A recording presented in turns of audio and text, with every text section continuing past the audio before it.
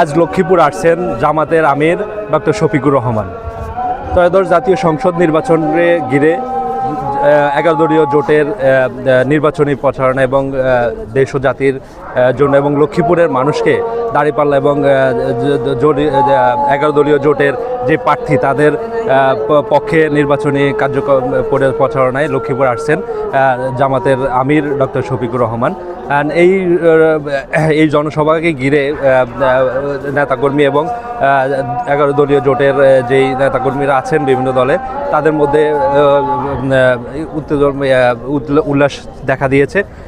এখন আজকে বিকালেই তিনি লক্ষ্মীপুরের সামাদ মাঠে এই জনসভায় লক্ষ্মীপুরবাসীর উদ্দেশ্যে বক্তব্য রাখবেন। তার জন্য ইতোমধ্যে এই নির্বাচনী যেই জনসভা, এই জনসভার সকল কার্যক্রম প্রস্তুত করা হয়েছে। অপেক্ষা নেতাকর্মী জেলা জামাতের পক্ষ থেকে আমি এই মুহূর্তে দাঁড়িয়ে আছি লক্ষ্মীপুর আদর্শ সামাদ মাঠে। আমিরের অপেক্ষায় আছেন জেলার নেতাকর্মীরা।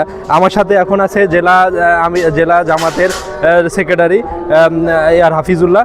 আমরা তার কাছ থেকে জানবো যে আমাদের আজকের এই সমাগম হবে বিশাল জনসমুদ্র, 2 লক্ষের অধিক লোকের সমাগম ঘটবে আজকে সামাদ মাঠ গোটা এলাকায়।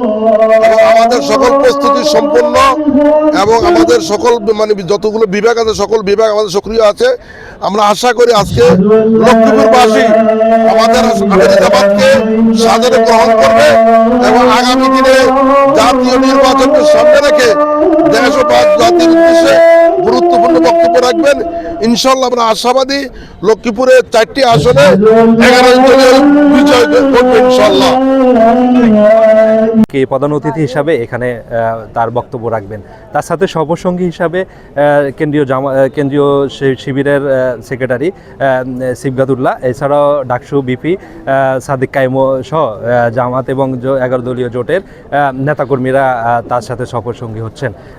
এছাড়া এখানে এই লক্ষ্মীপুর জেলায় মূলত তিনি এই ইনসাফ এবং দুর্নীতিমুক্ত বাংলাদেশ গড়া যেই প্রত্যয় নিয়ে আসছেন সেই বিষয়ের উপরেই তিনি মূলত বক্তব্য রাখবেন। তাছাড়া এই লক্ষ্মীপুরের 4টি আসন, লক্ষ্মীপুর 1 রামগঞ্জ আসনে 11 দলীয় জোটের এনসিপির প্রার্থী মাহবুর রহমান, এছাড়াও লক্ষ্মীপুর 2 আসনের জেলা জামাতের আমির মাস্টার রুহুল আমিন ভূঁইয়া, এছাড়াও লক্ষ্মীপুর 3 ডক্টর রেজাউল করিম এবং রামগতি কমলনগর 4 আসনে জামাতের সেক্রেটারি প্রার্থী এআর হাফিজুল্লাহ। আর যেই তাদেরকে তিনি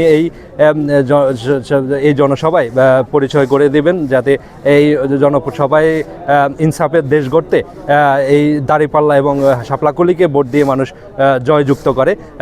এই জনসভাকে ঘিরে সকাল থেকেই নেতাকর্মী এবং বিভিন্ন মানুষ আসতে শুরু করেছে। দুপুরে জুমার নামাজ আদায় শেষে কানায় কানায় পরিপূর্ণ হয়ে উঠেছে এই নির্বাচন লক্ষ্মীপুরের সামাদ মাঠ প্রাঙ্গণ। এই জনসভাকে ঘিরে গত 2 দিন ধরে জেলা জামাতের পক্ষ থেকে বিভিন্ন প্রস্তুতি নেওয়া হয়েছে। এর আগে তারা লক্ষ্মীপুর প্রেস ক্লাবে একটি সংবাদ সম্মেলন করেও এই জামাতের আমির আগমন উপলক্ষে যেই জনসভা হবে সেই জনসভায় 2 লাখ মানুষের জনসমুদ্রে পরিণত হবে বলেও জেলা জামাতের আমির মাস্টার রুহুল আমিন ভূঁইয়া জানিয়েছেন। তাছাড়াও তারা গত 2 দিন থেকে যে প্রস্তুতি চলছে, গত রাতে তাদের প্রস্তুতি সম্পূর্ণের পর থেকে তারা সকাল থেকেই বিভিন্ন সাংস্কৃতিক অনুষ্ঠান এবং বিভিন্ন নেতাকর্মীদের বক্তব্য দিচ্ছেন। তবে এখন নেতাকর্মীরা অপেক্ষায় আছেন কখন জামাতের আমির লক্ষ্মীপুর এই স্টেডিয়ামে এসে জনসভায় এই জনপদের মানুষের উদ্দেশ্যে বক্তব্য রাখেন। লক্ষ্মীপুর থেকে মোহাম্মদ রাকিব হোসেন রানী, বৈশাখী টেলিভিশন, লক্ষ্মীপুর।